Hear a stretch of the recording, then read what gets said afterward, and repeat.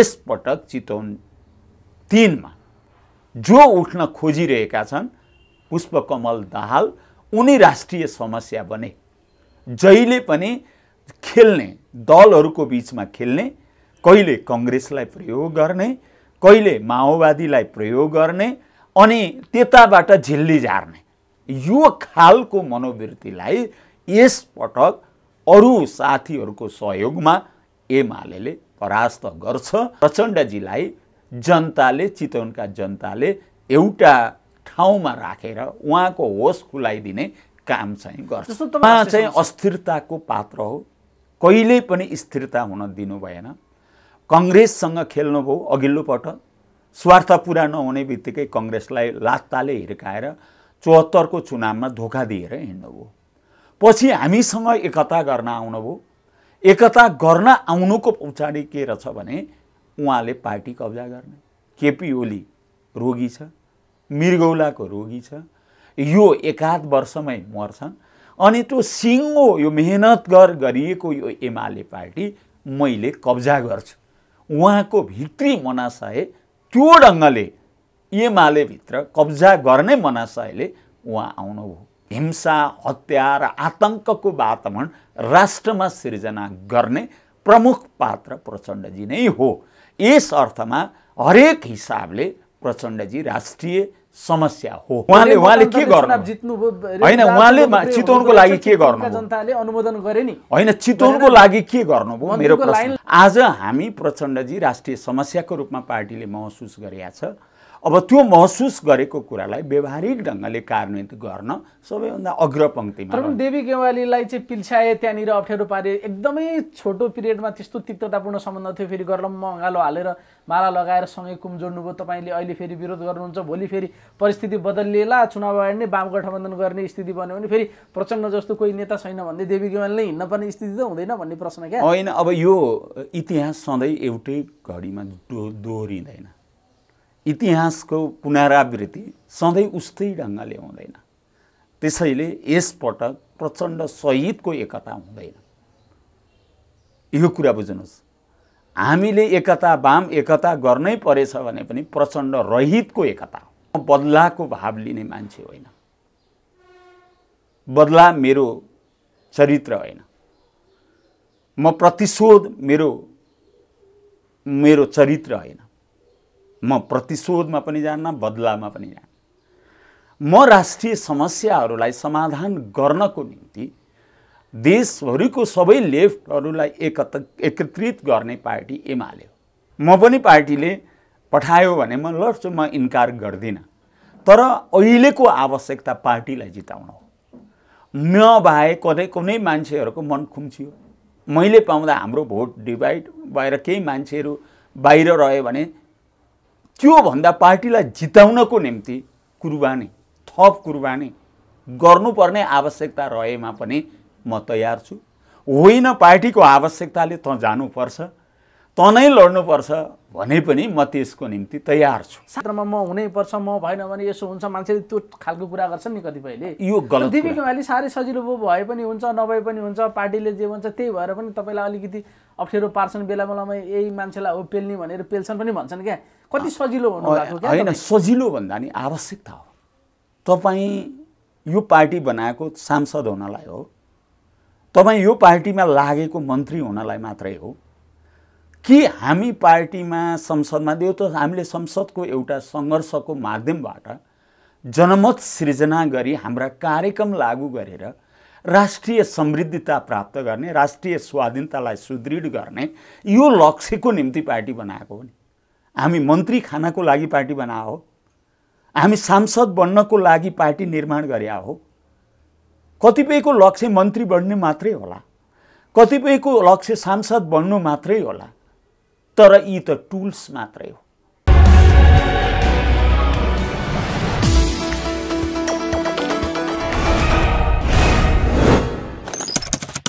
नेकपा एमालेका पोलिट ब्युरो सदस्य एकदमै चर्चित नेता देवी गेवाली हामीसँग हुनुहुन्छ। यहाँलाई स्वागत छ। हजुर, धन्यवाद। अब अहिले केन्द्रीय कमिटी बैठक, पोलिट ब्युरो बैठक, स्थायी कमिटी बैठक होइन, यही दौरानमा तपाईँ काठमाडौँ हुनुहुन्छ। के हुँदैछ त्यहाँ बैठकमा, के गर्दै हुनुहुन्छ? एकदम अप्ठ्यारो छ एमालेलाई भन्ने खालको बाहिर त्यो ढङ्गको म्यासेज छ, बुझाइ छ, के हुँदैछ त्यहाँबाट सुरु गरौँ न कुराकानी।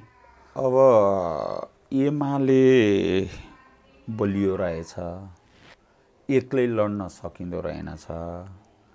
त्यसैले उही श्री स्वस्थानी व्रत कथामा शिवजीको वरिपरि के अरे नन्दी भिरिङ्गी शतक षष्ठी योगिनी होइन भूत प्रेत पिचास जसरी घेरा हालेर वरिपरि हिँड्छ भन्छन् नि, त्यस्तै गरी नेपाली काङ्ग्रेस जस्तो पुरानो पार्टी, एक्लो सबैभन्दा बलियो ठान्ने पार्टी, इतिहासको बीपी कोइरालाले निर्माण गरेको पार्टी आज निर्वाचनमा एमाले भएकै कारणले सिङ्गल चुनाव लड्न सकिँदैन भनेर हात खडा गरेका छ।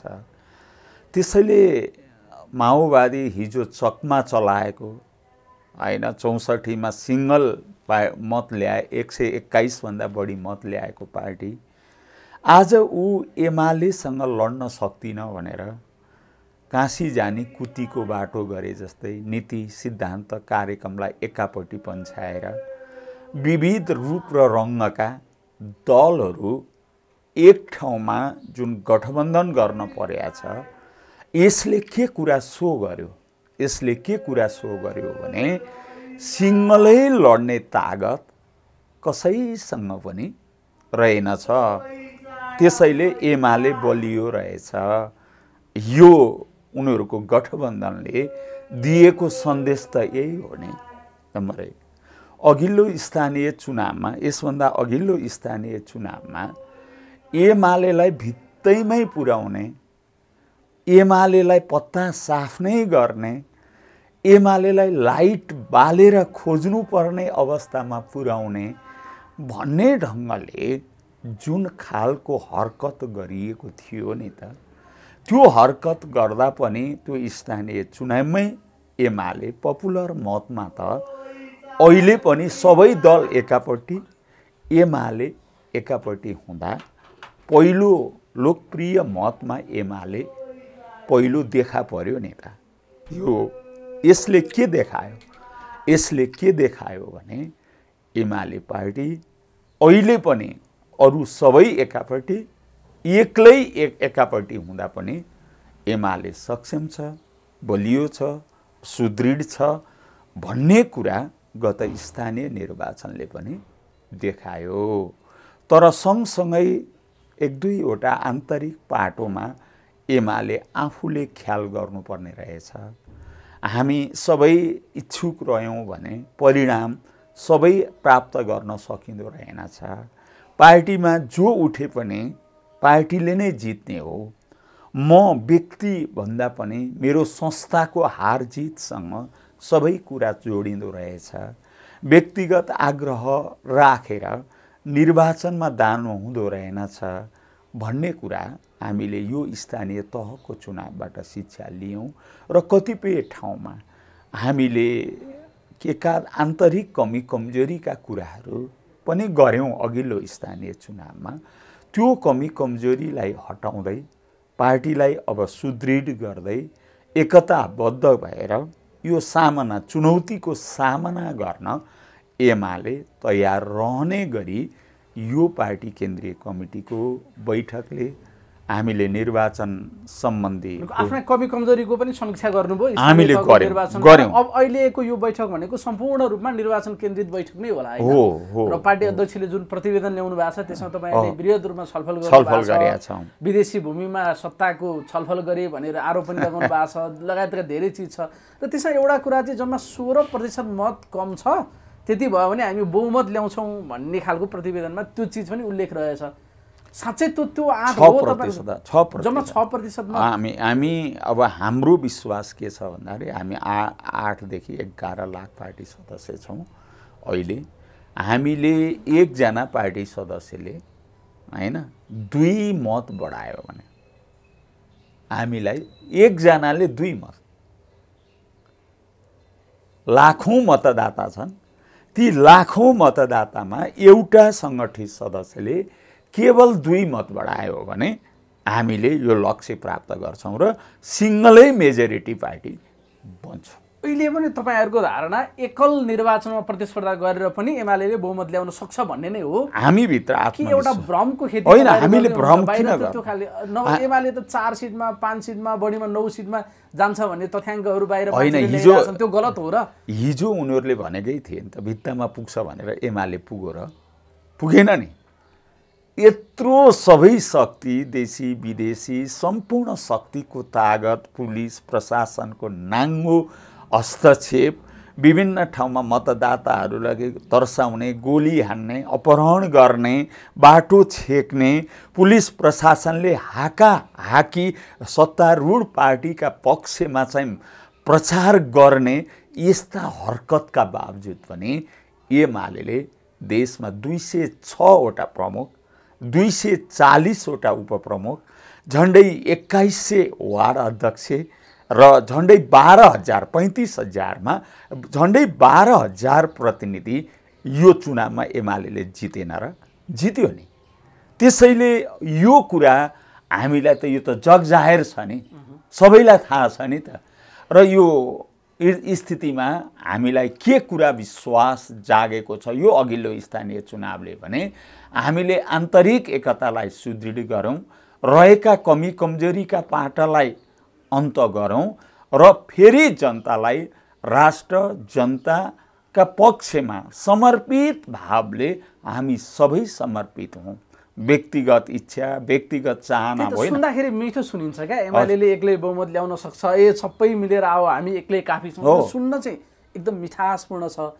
तर रियालिटीमा जाँदाखेरि तपाईँहरू बलियो हुनुहुन्छ त्यो पनि मानियो, तर 8वटा पार्टीले घेराबन्दी गरेर एमाले हराउने भन्ने मिसनमा लागिरहेछन्। यो त एउटा अङ्कगणितको खेल पनि हो नि त। सबैजना एकातिर, सबै पार्टी एकातिर लाग्दाखेरि तपाईँहरूको आत्मरतिले मात्रै आउँछ त भन्ने मेरो प्रश्न हो।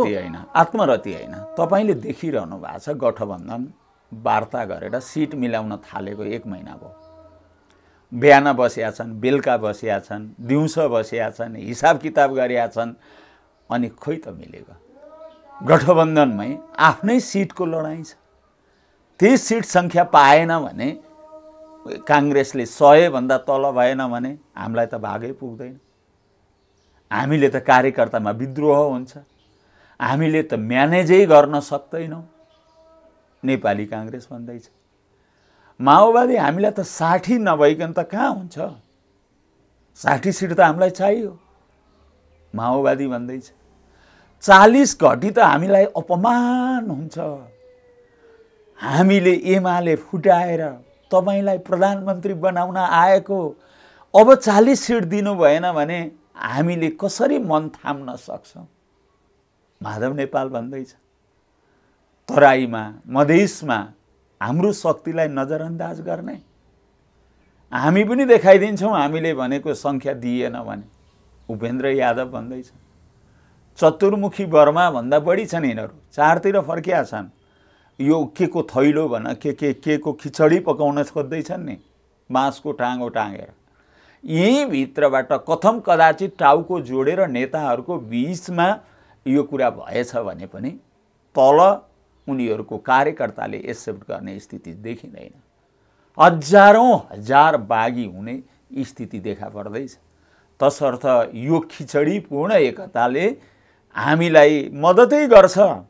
जति दल थप्यो त्यति नै दल थपिँदा त्यहाँभित्र उत्पन्न हुने समस्यासँग हामी राम्रोसँग खेल्छौँ र अगाडि बढ्छौँ र यो गठबन्धन जति धेरै भयो हामीलाई त्यति नै धेरै फाइदा छ। त्यो राम्रो हो, गठबन्धन बढ्नु धेरै अब हेर्ने तपाईहरुका लागि राम्रो हो। हामी त मैले त राम्रो आँखाले हेर्ने आँखा कसरी चाहिँ त्यो हेर्ने आँखाको दृष्टिकोणमा फरक पर्ला? त्यो हुने देवी गेवालीको आँखाले हेर्दा चाहिँ गठबन्धन बन्दा एमालेलाई फाइदा भन्ने विश्लेषण छ त हो। कसरी छ त्यो? त्यो भन्दा के छ भने उहाँहरूका धेरै मान्छेहरूले पार्टी किन धेरै बना, चुनाव लड्न, आफ्ना मान्छेलाई सांसद बनाउन। जब गठबन्धन भयो भने त 165 मा सीमित हुनुपर्छ। उनीहरूका आकांक्षीहरूको म्यानेज गर्न सक्दैन। जब आकांक्षीहरूको म्यानेज हुँदैन त्यसले विद्रोहको सृजना गर्छ। त्यो विद्रोहको सृजना हुने बित्तिकै त्यसको फाइदा एमालेले लिन्छ। त्यसकारण पनि धेरै गठबन्धन होस्, हामीलाई केही बात छैन। गठबन्धन हुनु नहुनु नहुनु त्यसमा हामीलाई एमालेलाई त्यति धेरै चिन्ताको विषय पनि छैन। त्यसो भए त्यस हामीलाई त्यसले केही असर गर्दैन। हामी यो गठबन्धन राष्ट्रको हितमा जनताको हितमा हुन्छ। के हुन्छ भने यो पार्लियामेन्ट्री सिस्टममा अब यो प्री इलेक्सनको जुन गठबन्धन छ यो अपवित्र खालको हुन्छ। भोलि सिट सङ्ख्या नपुगेर कहिलेकाहीँ के हुन्छ भन्दाखेरि भोलि इलेक्सन पश्चात सरकार निर्माण गर्ने क्षेत्रमा गठबन्धन हुनु स्वाभाविक कुरा हो। आफ्ना नीति घोषणा कार्यक्रमलाई एकापट्टि पन्छाएर यो व्यापारीहरूले गर्ने कार्टेलिङ, व्यापारीहरूले जब ठुल्ठुला व्यापारीहरू मिलेर मूल्य वृद्धि गराउन बजार कब्जा गर्न जुन कार्टेलिङ गर्छन्, राजनीतिको यो कार्टेलिङ हो यो गठबन्धन। यो स्वार्थपूर्वक छ, यो निहित तुच्छ स्वार्थमा आधारित छ। राष्ट्रिय स्वार्थसँग, राष्ट्रिय हितसँग, जनताका सरोकारसँग यो कुनै पनि मतलब राख्ने खालको गठबन्धन छैन। तसर्थ जतिवटा थपिए पनि हामीलाई यो गठबन्धनले तात्विक असर पार्दैन। जस्तो कतिपयले काङ्ग्रेस र माओवादी, काङ्ग्रेस कम्युनिस्टको बिचमा भएको गठबन्धन चाहिँ अप्राकृतिक हो, यो भोटमा बदलिँदैन भन्ने तर्क पनि गर्थे। त्यो त एक खालले स्थानीयको निर्वाचनमा त खारेज भयो नि त। होइन, उहाँहरूको देखियो त प्राकृतिकै भयो, मतलब प्र्याक्टिकलै भयो होइन। प्र्याक्टिकल जति मात्रा कति प्रतिशत भयो तपाईँले हेर्नु भएको छ? काङ्ग्रेसको भोट कति प्रतिशत सिफ्ट भयो त माओवादीमा? जित हातमा होइन, आउन अलिअलि भयो। त्यसले खासै सिफ्टिङ हुँदो रहेन, भएन, त्यस्तो भएन। होइन, जति यदि त्यति उहाँहरूको सोचे अनुसारको सिफ्टिङ भएको भए त एमाले यो ताकतमा आउनै सक्दैन। आम रूपमा त गठबन्धन पनि भएन नि स्थानीय तहको। होइन, त्यसैले कङ्ग्रेसले के चलाखी गर्यो? कङ्ग्रेसले 311 स्थानमा जहाँ ऊ आफू सिङ्गल जित्छु भन्ने कुरा गर्यो, अरूलाई गठबन्धनको मन्त्र पढाइदियो, त्यहाँ उहाँ आफू एक्लै जित्ने ठाउँमा दिएन, कसैलाई दिएन, कसैलाई दिएन। अब कतिपय ठाउँमा एउटा त्यो गठबन्धनमा त 5 दल छ नि, त्यो 5 दल भएको ठाउँमा कतिपय ठाउँमा चाहिँ एक दल लिँदा आफूलाई पुग्छ भने त्यही दललाई मात्रै लियो। अब एमाले धेरै बलियो भएको ठाउँमा सबैसँग मिलेर आयो। फेरि परिणाम कस्तो रह्यो भने सबै उनीहरू मिलेर आएका ठाउँमा एमाले 41% जित्यो। हेर्नुहोस् है, यस्तो पनि छ नि। उनीहरू सबै मिलेर आएको ठाउँमा एमाले 41% ठाउँ जितेको छ। सिङ्गल भएका ठाउँमा हामीले 24%सम्म पनि जितेका छौँ। त्यसैले प्रतिशत गठबन्धन ठुलो हुँदा मात्रै हारिन्छ भन्ने होइन रहेछ नि। सबै मिलेको गठबन्धनमा पनि एमाले 41% ठाउँ जितेको छ। सबै मिलेर आयो भने पनि एमाले सामना गर्न तयार रहेछ, सक्षम रहेछ भन्ने कुराको देखायो, स्थानीय चुनावले तपाईँले भनेको डाटा अनुसार देखायो। तर अहिले त्यसपछि बाहिर जति डाटाहरू मान्छेले आइरहेछन् त्यो चाहिँ भ्रम फिजाउनका लागि एमाले कमजोर छ भन्ने एउटा मानक स्थापना गर्नको लागि एउटा सुनियोजित रूपमा यो डाटा बाहिर आइरहेछ हो? एकदम लाग्छ उहाँहरूलाई के लागेको थियो? 5 सिटको कुरा आइरहेछ जम्मा एमालेको अहिले। होइन, उहाँहरूले भन्न त एमाले 0 हुन्छ भने पनि हुन्छ के, भन्दिन त के भयो? केही बात छैन, केही बात छैन। एमाले 0 हुन्छ भनिदिए पनि भयो नि, केही फरक पर्दैन। तर परिणाम उहाँहरूले अस्ति गृह मन्त्रालयको गठबन्धनमा दिएको रिपोर्ट, बालकृष्ण खाँडले दिएको रिपोर्ट त उहाँहरूले ल्याएको रिपोर्ट हो नि। त्यो त सिङ्गल हुँदाखेरिको रिपोर्ट हो नि। होइन, त्यो सिङ्गल गठबन्धनमै उहाँहरूले हिसाब गर्नु भएको छ। एमाले 76 ठाउँमा आउँछ, गठबन्धन हुँदा पनि 76 ठाउँमा आउँछ। होइन, उनीहरूले हिसाब किताब निकाल्नु भएको छ। काङ्ग्रेसले कति ल्याउँछ उहाँहरूले देखाउनु भएको छ। त्यसैले एमाले त्यति कमजोर भए त उहाँहरू सिङ्गलै लड्नुहुन्थ्यो। एमाले बलियो भएर नै उहाँहरू गठबन्धन गर्न खोजे हो। त्यसैले हामी यो गठबन्धनसँग अब हामीलाई त्यति धेरै डर छैन। उहाँहरूले धेरैवटा पार्टी मिलेर गठबन्धन गर्नु पनि एउटा स्वीकारोक्ति चाहिँ एमाले बलियो छ भनेर मानेकै हो नि, गर्नुभयो भन्ने पनि अर्थमा पनि बुझ्न सक्छ। सत्य कुरै त्यही हो नि, सत्य कुरै त्यही हो नि। एमाले बलियो छ, योसँग एक्लै सकिँदैन भन्ने उहाँहरूको निष्कर्ष होइन। भन्नुभयो रामचन्द्रजीले भन्नुभयो एमालेसँग हामी डराएकै हो, एक्लै सकिँदैन भनेर सिधै भन्नुभएको छ त। यो त सत्य हो त। तपाईँलाई के लाग्छ किन यति धेरै जस्तो पार्टी अध्यक्षले पटक पटक के भन्नुहुन्छ भने हामीले चाहिँ लिम्पियाधुरा लिपुलेख सहितको नक्सा जारी गरेका कारण हाम्रा चाहिँ राष्ट्रवादी एजेन्डाहरूका कारण चाहिँ यति धेरै घेराबन्दी गर्नुपर्नेको मुख्य कारण चाहिँ त्यो हो भन्ने खालको कुरा उहाँले गर्नुहुन्छ। देवी गेवालीज्यू तपाईँले पनि विश्लेषण गर्नुभएको छ। ठिक छ, लोकतन्त्रमा पार्टीहरूले आफ्नो आफ्नो विचार लिएर गएर अनुमोदित भएर आउने कुरा एउटा कुरा हो, तर यति धेरै चाहिँ एमाले विरुद्ध जुन खालको मोर्चाबन्दी घेराबन्दी उहाँले गरिरहनु भएको छ, यसमा खालि राष्ट्रिय तत्त्वहरू मात्रै छन् कि अन्तर्राष्ट्रिय तत्त्वहरूको पनि खेल छ कि के चिज हो त? यसको गहिरो मूल्याङ्कन गर्नुपर्दा तपाईँले कसरी गर्नुभएको छ? यसमा 2-3वटा कारण छन्। एउटा हिजो मात्रै तपाईँले एउटा मिनेन्द्र रिजालजीको एउटा इन्टरभ्यू बाहिर विजय पाण्डेजीले लिएको इन्टरभ्यू हेर्नु होला, उहाँले खोल्नु भएको छ, आन्तरिक कुरा खोल्नु भएको छ। जब बालुवाटार केसमा माधव नेपाल विजय गच्छेदारहरू फस्दै थिए, विजय गच्छेदार जो कङ्ग्रेसभित्र आउनु पस्ने, नत्र त उहाँले छुट्टै दल बनाउनु भएको थियो।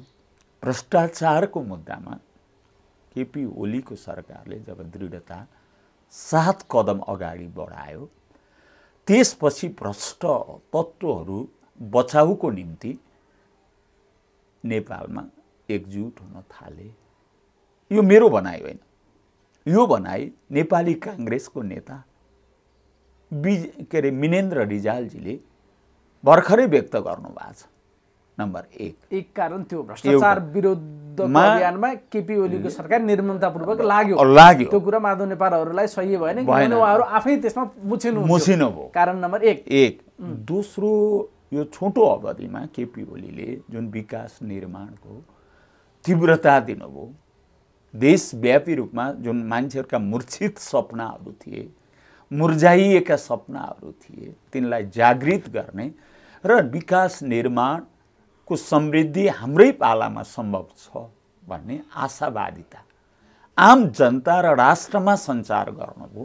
त्यसले जुन जागृतिको वातावरण सिर्जना गर्यो, अब एमालेलाई छोडियो भने यसले खान्छ। अब हामी कुनै हालतमा एट एनी कस्ट एमालेलाई सत्ताच्युत गर्नुपर्छ भन्ने भावना विकसित भयो। दोस्रो कुरा। तेस्रो कुरा, जब हामीले नाकाबन्दीको विरुद्ध लडेकै थियौँ, त्यसले देशव्यापी रूपमा जनतामा एमालेप्रति सकारात्मक प्रभाव गइरहेको थियो। त्यति मात्र होइन, लिपुलेख लिम्पियाधुराको जब नक्सा, चुच्चे नक्सा संसदबाट पारित गर्नुभयो, त्यसपछि भारतीयहरू हामीसँग धेरै आक्रोशित भए र उनीहरूले आफू नदेखिकन केही टुल्सहरू प्रयोग गरे। त्यो टुल्सभित्र हाम्रै पार्टी एकीकृत गरिएकै मान्छेहरूले न्यु खोज्न थालेर 19 पृष्ठको एउटा केपी ओलीलाई, जोसँग हिजो पार्टी एकता गर्दा दुईटा अध्यक्षले साइन गरेका छ, दुईटाको आधिकारिकता महाधिवेशन यता कसैलाई हटाउन नसकिने खालको कुरा उल्लेख गरिएको छ। अब त्यसमा महाधिवेशनबाट निर्वाचित भएर आएको अध्यक्षलाई अनि चोचोमोचोको आधारमा पार्टीको साधारण सदस्यबाट समेत निष्कासन गर्ने गरी जब 19 पृष्ठको जुन फौजदारी अभियोग सहितको पत्र लगाएर पार्टी विभाजन त्यही मितिदेखि गरियो। त्यो आरोप पत्र लगाउनु भनेकै पार्टीलाई विभाजित गर्ने कुरा थियो र यो विभाजन गर्ने कम्फर्टेबल, भारतको लागि कम्फर्टेबल बन्नको लागि थियो। त्यो मैले भने होइन नि, जसले भने हामी भारतको लागि कम्फर्टेबल हौँ भन्ने कुरा व्यक्त गर्नुभयो, त्यो उतैको इच्छा, चाहना र भावनामा जोडिएर गरिएको रहेछ, उक्साहटमा गरिएको कुरा रहेछ। र यसरी जब केपी ओलीले लिपुलेख लिम्पियाधुरा, कालापानी, कुटी, गुन्जी लगायतका भूभागहरूलाई समेटेर नेपालको नक्सा प्रकाशित गरियो, त्यसको प्रत्यक्ष रिफ्लेक्सनमा यो गठबन्धन निर्माण गर्ने आधार सिर्जना गरियो। भनेको यसको पछाडि भारत छ भन्ने होइन, त्यसमा वैदेशिक शक्ति केन्द्र छन्, विशेष गरी भारत छ। यो डिजाइनमा यो वैदेशिक शक्ति केन्द्रको उक्साहटमै भएको हो। जस्तो यो कुरा प्रतिवेदनमा पनि उल्लेख गर्नुभएको रहेछ अध्यक्षज्यूले, यी लगायतका धेरै कुराहरू। र अलिकति बढी चाहिँ फेरि एकचोटि राष्ट्रवादलाई मसला बनाएर निर्वाचनमा जाँदैछ कि एमाले, राष्ट्रवाद भारत विरोधी सेन्टिमेन्ट चाहिँ बढी बिग्छ नि त नेपालमा भन्ने ढङ्गले पनि कतिपयले त्यो ढङ्गले क्रिटिकल एनालाइसिस गरे। अहिले राष्ट्रवादको के त्यसो विषय हो त्यो अहिले होइन, हामीले मसला बनाउने भने अहिले के भने अहिले होइन, हाम्रा कर्म नै राष्ट्रवाद। भन्ने खालको कुरा गर्नु, हामी राष्ट्रियताका निम्ति जीवन उत्सर्ग गर्न तयार छौँ। यो देश बलभद्र कुँवरहरूले बचाएको देश हो। भक्ति थापाले नाङ्गो खुकुरीमा देउथलमा लडेको अक्टोरलोनीहरूसँग लडेर जोगाएको यो देश हो। हामीले सुगौली सन्धिबाट 2/3 भूभाग गुमाए पनि त्यो सन्धिले उल्लेख गरेका भूभाग पनि आजभन्दा 62 वर्षपछि अगाडि चाइना इन्डिया वारमा अरू उत्तरी चेकपोस्टमा भारतीय चेकपोस्ट राख्ने कुरा कीर्तिनिधि विष्टले त हटाउनु भयो, तर एउटा चेकपोस्ट जो रहिरह्यो अहिलेसम्म पनि रह्यो, त्यो चेकपोस्ट हटाउने अभियान केपी ओली सरकारमा आएपछि इस्युजहरू उठाइयो। यो मसला होइन, यो वास्तविकता हो, यथार्थता हो। तपाईँले भनेको अब निर्वाचनमा जाँदा एमाले के एजेन्डा लिएर जाँदैछ, तपाईँहरू के तय गरेर अब त निर्वाचनमा तपाईँहरू होमिनुभयो। यी समग्र विषयहरू फेरि एकातिर महागठबन्धनका विरुद्ध एक्लै लड्नु छ, तपाईँहरूको लक्ष्य सिङ्गल बहुमतको छ, सम्पूर्ण हिसाबमा निर्वाचनमा केन्द्रित हुँदै हुनुहुन्छ, के छ त ठ्याक्कै हामीले मत हाल्ने जनताको बिचमा एजेन्डा हो तपाईँको? हाम्रोसँग 2-4वटा एजेन्डाहरू छन्।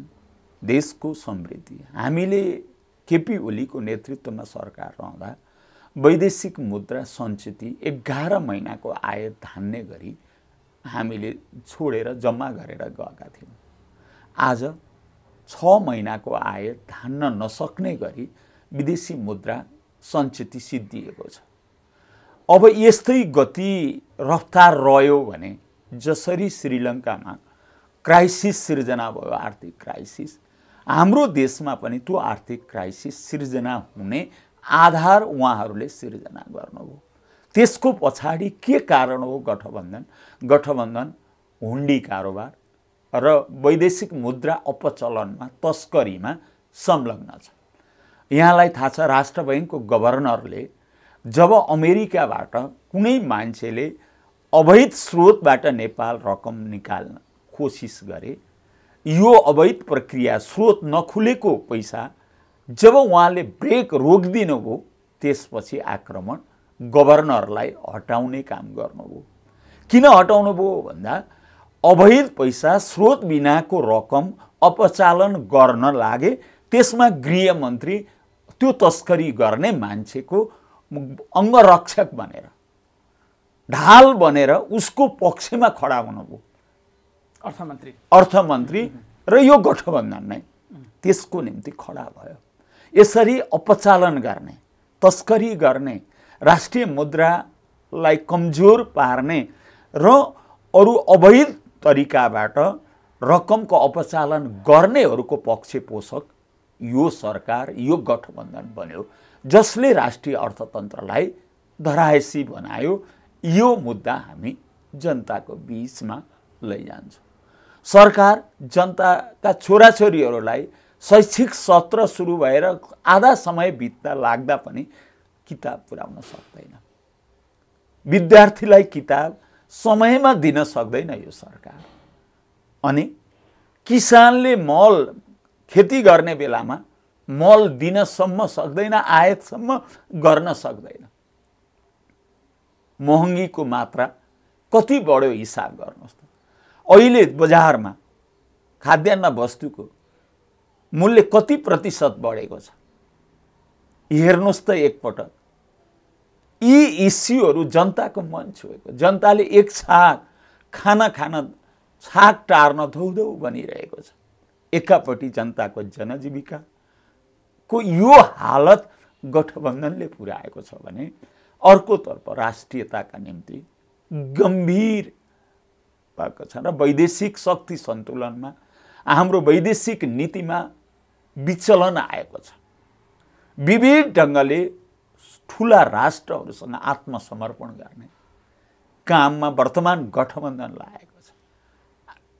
आइपिएस, एसपिपी, का नयाँ नयाँ रूप बान्की, नयाँ नयाँ रूप र बान्कीमा प्रशान्त क्षेत्रीय अमेरिकी सैन्य रणनीतिको मद्दतगार शक्ति नेपाल बनाउन खोजिरहेका छ र वर्तमान गठबन्धन त्यसैसँग जोडिएको छ। प्रचण्डहरू के इन्डो प्यासिफिक के भन्थे पहिला, आइपिएसको अंग हो, एमसीसी मुर्दाबाद व्याख्यात्मक टिप्पणी गरे त्यो अनि त्यो व्याख्यात्मक टिप्पणीको सवालमा के गर्यो त? अमेरिकाले त्यसलाई समर्थन गर्दियो, स्वीकार गर्यो। स्वीकार गरेन भने हामी भोलिपल्ट विरोधमा लिन्छौँ भनेको कति भयो? गर्यो त्यो व्याख्यात्मक टिप्पणीको स्वीकृति अमेरिकाले। अनि नेपाली जनतालाई हिजो के थियो भने यही एमसीसीको बहाना बनाएर पार्टीभित्रको अन्तर्द्वन्द्वमा माधव एन्ड प्रचण्ड कम्पनी खेल्न खोजेको थियो। त्यसैले त्यो इस्युलाई हाई साउन्ड बनाएर सडकमा ढुङ्गा हान्न लगायो, मान्छे आफ्नै कार्यकर्ताको टाउका फोड्न लगायो, जनतामा एउटा विद्रोहात्मक स्थिति सिर्जना गर्यो। तर पछि अमेरिकी राजदूतहरूलाई भेटेर, कूटनीतिज्ञलाई भेटेर हामी 6 महिनाभित्र हामीलाई टाइम दिनुहोस्, हामी यसलाई पारित गराउँछौँ, जनमत बनाउँछौँ, हामीले वातावरण सिर्जना गरेर भनेर गोप्य चिठी लेखे। चिठी लेखेको छैन भनेर ढाँटे। भरे पछि चिठी लेखेको कुरा खुलेपछि त नि त्यस्तो खालको त होइन, तर त्यस्तो भएछ भन्ने लाज पचाउने काम गरे। अनि एउटा हाम्रो गाउँघरतिर एउटा भनाइ छ, लाटो मान्छेले लगाएको लङौटी जस्तो, केही सर्वत्र लाटाको लङौटी जस्तो, लाटाको लङौटी, सिधै जनताको झर्रो भाषामा भन्दा लाटाको लङौटी बनाउनु हो त्यो के व्याख्यात्मक टिप्पणी। अब त्यसले ढाक्न खोज्नु भएको आफूले गरेको जुन अवसरवादी चरित्र छ, षड्यन्त्र आत्मसमर्पणवादी चरित्र छ, त्यसलाई उदाङ्गो बनाउन, ढाकिन लाटाको लङ्गौटी व्याख्यात्मक टिप्पणी बनाउनु हो। यी सबै चिजहरूलाई नाङ्गे झार बनाएर जनताका बीचमा एजेन्डा लिएर गएर यिनीहरू भनेको एकल बहुमत ल्याउने तागत एमालेसँग छ। त्यसो भए त्यो यो राष्ट्रियताको सवालमा, नागरिकताको सवालमा हिजो हेर्नुहोस् त, विधेयकको सन्दर्भमा 2 वर्ष राज्य समितिमा, राज्य व्यवस्था समितिमा नागरिकता विधेयक अल्झाइयो। कसले? प्रचण्डजीहरूले नै अल्झाउनु भयो। त्यसको प्रमुख कुरा वैवाहिक अङ्गीकृत नागरिकलाई कम्तीमा पनि समान हैसियत, नेपालको चेली भारत जाँदा 7 वर्ष कुर्नुपर्छ नागरिकता लिन भने भारतीय चेली नेपाली नागरिकसँग बिहा गरेकी छन् भने उनले पनि त्यो समय कुर्नुपर्छ, किनकि उनीहरूको सम्बन्ध टिक्छ कि टिक्दैन, उनीहरूको स्थायित्व हुन्छ कि हुँदैन। अनि जग्गेमै सिन्दुर हाल्ने बित्तिकै नागरिकता पस्किनु पर्ने ढङ्गले जुन ड्राफ्टिङ गरेर आउनु भएको छ, यो कुराले के देखायो? यो कुराले के देखायो भने उहाँहरू भारतीय प्रभुहरूसँग बीचमा, म यो विषयमा अहिले एकै, अब फेरि तपाईँ चितवन जिल्ला इन्चार्ज पनि हुनुहुन्छ पार्टीको। हजुर, समग्र राष्ट्रिय राजनीतिको कुरा गर्नुभयो। जम्मै पार्टी मिलेर आए पनि एकल बहुमत ल्याउने सामर्थ्य नेकपा एमालेले राख्छ। त्यसको मसिनो तयारी हामी गरिरहेका छौँ। चितवनको सन्दर्भमा चाहिँ के छ? चितवन यसै पनि राजनीतिक सरगर्मी अलिकति बढी हुने, चुनावी बेलाको केन्द्रबिन्दु बन्ने र एमालेको सबैभन्दा ठुलो पार्टी अहिले एमाले छ र त्यसको इन्चार्जका रूपमा पार्टीले तपाईँलाई जिम्मेवारी दिएको छ। के छ चितवनको अवस्था? चितवनमा सिङ्गल हुँदा 3टा कन्स्टिट्युएन्सीमा एमाले 3वटै निर्वाचन क्षेत्रमा पहिलो र प्रमुख पार्टी हो। यो कुरा तपाईँलाई मैले निवेदन गर्छु। प्रमुख 3टै कन्स्टिट्युएन्सीमा क्षेत्रको प्रमुख पार्टी एमाले हो। एमाले नै हो। यो गएको स्थानीय चुनावले यही कुरालाई सो गरेको छ। नम्बर 1। नम्बर 2, यो गठबन्धन हुँदा पनि चितवनको 2 नम्बर क्षेत्र गठबन्धन सिङ्गो एकापट्टि, एमाले एकापट्टि हुँदाखेरि त्यहाँ सिङ्गलै एमाले अगाडि छ। चितवनको 2 नम्बर क्षेत्रमा यो स्थानीय चुनावको देखिएको परिणाम हो। सबै मिल्दा पनि मिल्दाखेरि डाटाले अगाडिकै डाटाले पनि एमाले पहिलो बनायो, पहिलो देखायो 2 मा। अब 1 मा हामी भित्रका केही असमझदारी जो विगतमा थिए त्यो असमझदारी स्थानीय चुनावमा देखिएको असमझदारीलाई हामीले हटाएका छौँ। त्यसले हामी भित्रको जुन समस्या थियो त्यसलाई अब हामीले 4000 जति हामी तल देखिन्छौँ 1 मा, त्यसलाई हामीले मेकअप गरेर अगाडि बढ्छौँ। यस अर्थमा चितवनका 1 र 2 नम्बर निर्वाचन क्षेत्र फेरि पनि सिंगल एमाले नै जित्ने स्थिति देखिन्छ। गठबन्धन हुँदा पनि सिंगलै एमाले जित्छ। सबैभन्दा पेचिलो भनेको 3 नम्बर अब 3 नम्बर क्षेत्रमा छ। 3 नम्बर क्षेत्रमा इतिहासमा 7 वटा निर्वाचन अहिलेसम्मका निर्वाचनमा एमाले पहिलो भएको थिएन, दोस्रो थियो। अहिलेको स्थानीय चुनावमा इतिहासमा पहिलो पटक त्यो निर्वाचन क्षेत्रमा पनि एमाले पहिलो बनेको छ। अहिले 6 पहिलो हो डाटा अनुसार यो निर्वाचनमा सिंगल हुँदा सिंगल मत हुँदा चितवन क्षेत्र नम्बर 3 मा सबैभन्दा धेरै मत नेकपा एमालेको छ। पहिलो पार्टी एमाले हो, यो तथ्याङ्कले सो गरेछको। त्यसैले त्यो क्षेत्रमा अपुग मतमा हामीले केही अन्य शक्तिहरूसँग समेत सरसल्लाह सहयोग र आपसी परामर्शमा हामी निर्वाचनमा अगाडि जान्छौँ। यसमा के छ भने सबैभन्दा ठुलो दल सिंगल मतमा त एमाले नै छ। त्यसमा राप्रपाको 9-10 हजार मत छ हैन। विद्रोही जगन्नाथजीहरू जो काङ्ग्रेसको बीपी अहिले बीपी काङ्ग्रेस बीपीमा उहाँ चाहिँ नजिकिन थाल्नु भएको छ। उहाँले गएको महानगरको चुनावमा झन्डै 14,000 जति भोट उहाँले प्राप्त गर्नुभएको छ।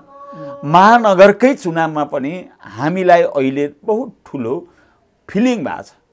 हामीले 13,000 भोट सूर्यमा पर्ने भोट इन्भ्यालिड भयो। हामीले मत शिक्षामा त्रुटि गरेछ। यदि सूर्यमा दिएको त्यो 13,000 मत हामीले हाम्रो उम्मेदवारमा कन्भर्ट गर्न सकेको भए यो गठबन्धनकै बावजुद हाम्रो उम्मेदवार जित्न सक्नुहुँदो रहेछ। हाम्रो मत शिक्षामा त्रुटि रह्यो। मत शिक्षामा मतदाताहरूलाई सिकाउन सकेनौँ। त्यसैले गर्दाखेरि हाम्रो मत इन्भ्यालिड भयो। यो तथ्याङ्क सो भएको छ र यो पक्षलाई हटाउँदाखेरि पनि भरतपुरको त्यो लेसन लिएर हामी बढ्यौँ र अरू केही सहयोगी साथीहरूको साथ लिएर अगाडि बढ्दा यसपटक चितवन 3 मा जो उठ्न खोजिरहेका छन् पुष्पकमल दाहाल उनी राष्ट्रिय समस्या बने।